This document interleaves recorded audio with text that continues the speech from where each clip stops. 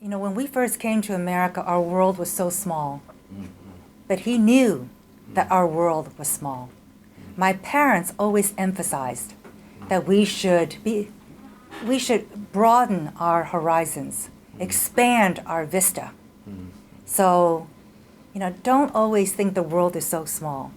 So even though we did not understand the larger world, we had confidence that there was a larger world out there and that we can get in it. So my parents taught us how to learn, and that is to watch. Watch people, listen to people, learn from everything around you, and to be alert, to be observant, and to always try to learn. And number two, my parents fostered within us a tremendous sense of curiosity. Why? Why this? Why that? And whenever they asked something, they always encouraged us to find the comprehensive answer, not just this one here, this little, tidbit here.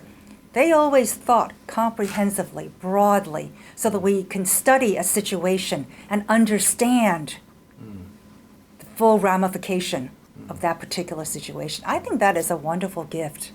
Yeah. So, it's like the story with the elephant. They encouraged, it's a story about the elephant. Someone says the elephant is a trunk, the elephant is a tail. My father always encouraged us to find out what the whole elephant looked like, not just one part of it. So this is wonderful preparation for going out into a strange new world and quickly being able to learn and grasp and enter.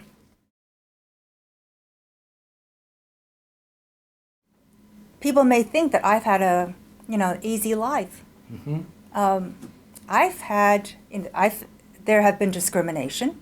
I have been treated very, very badly, especially when I first went to Washington. I was a nobody. No connections, didn't know anybody. I volunteered for Ronald Reagan's campaign, and they wouldn't accept me because they didn't know me. So everybody will go through frustrations. Tell us a little bit more about that. And so the most important thing is not to get discouraged. And so I credit again my father with his stories about his childhood in China. When, my father is 他很勤快的，每个周末, he would go and repair everything around the house. Even though we can pay for somebody else, he did it himself because he found it very relaxing. So he would always have one daughter with him, carry the tool bag, carry the flashlight, be the apprentice, be the helper, run errands. And so during that time, when he's fixing the house, the daughter is helping him fix the house, he's telling us stories. He's telling stories about Zhong'ancheng, where he's from, about Nanjing, Shanghai, Jiading. That's what he's telling us. So he's telling us all these stories about his family's hardship, the history of 20th century China, the Sino-Japanese War, this World War II. So whenever I have a problem, I actually keep a little picture that I took of my grandfather, my father's village, when we first went back to China in 1979. It's a picture of his farm. My father came from a farming village of 10 families. There are chickens running around, there are pigs running around, there are thatched huts, houses. And I took that picture and I put it in my drawer. So when I was working my way up, and I would inevitably face difficulties or challenges or unfairness, I would just look at that picture and I would think, my father grew from there. My grandparents came from there. Their blood runs through me. I come from a race of 5,000 years. If they can survive and do well, surely I can as well. So I think every person should have something that they feel is very important to them, that inspires them.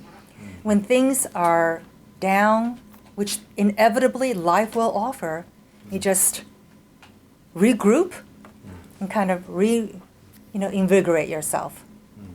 And it takes discipline, but the alternative is not very attractive.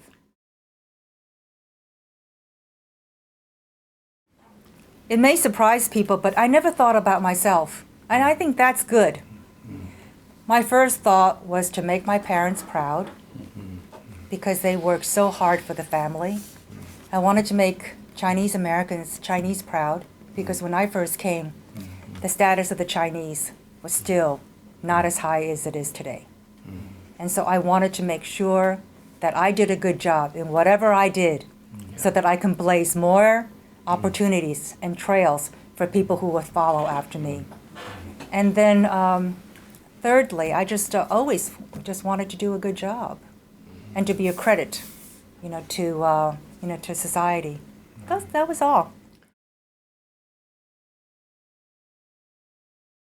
I don't think very much about the past. I try my best. I try to do the best I can to help people to carry out the mission. I think, if anything, one of the things that I'm most proud of is how many Asian Americans I have brought into the government, not specifically only in positions, but a greater understanding as to how the government worked. When I was a young girl, I never even met a secretary until I was 39 years old. And I remember visiting Elizabeth Dole when she was Secretary of Labor, and I came to her suite, and there were double doors. They're light brown, and they were closed. And I thought that her office was right behind that door.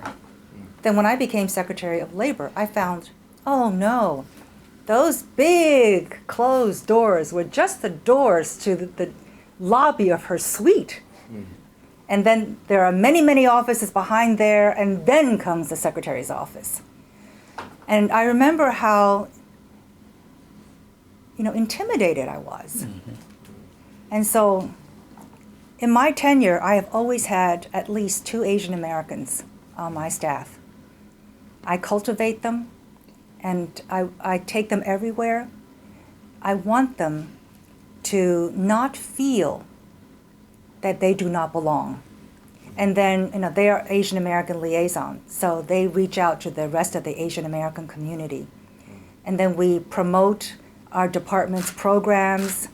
We let the Asian American community know about the various support and help programs that we can offer, the training dollars, in all sorts of ways that we can help the Asian American community. So to summarize, I had the largest number of Asian American appointees of any department when I was in government. So I wanted Asian Americans to feel that they belonged in the highest rungs of the government, that we had every right to be there and we were qualified to govern. And if you don't have experience, you don't have that sense of confidence. So that was number one, getting as many Asian Americans into the government as I could, and to give them the opportunity at both the political, at the political level, so that they can feel confident for the future. And then secondly, we really publicized a lot of our programs to Asian Americans so they can understand, so they can take advantage of it. There's so much contracting going on. So in the Department of Labor, we had so many contracts that Asian American vendors were not bidding on because they didn't know how. Yeah. So we would have these opportunity summits, conferences. We cannot give the contracts to any particular person. That's against the law. But what we can do is show them the roadmap. How do you go about getting these government contracts?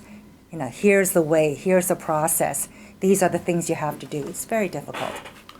And so then there were other things, union transparency. In 1959, a law was passed that required unions to file annual financial disclosure forms, that required union leaders to file any conflict of interest reports. So we found that a lot of the union members wanted these reports. So in response to their request, we began to enforce this law. And some of the union leaders did not like that. And so but then I also focused on training. Because of my international background, I knew that America's workforce had to be competitive in an international environment. It's not just within the United States anymore.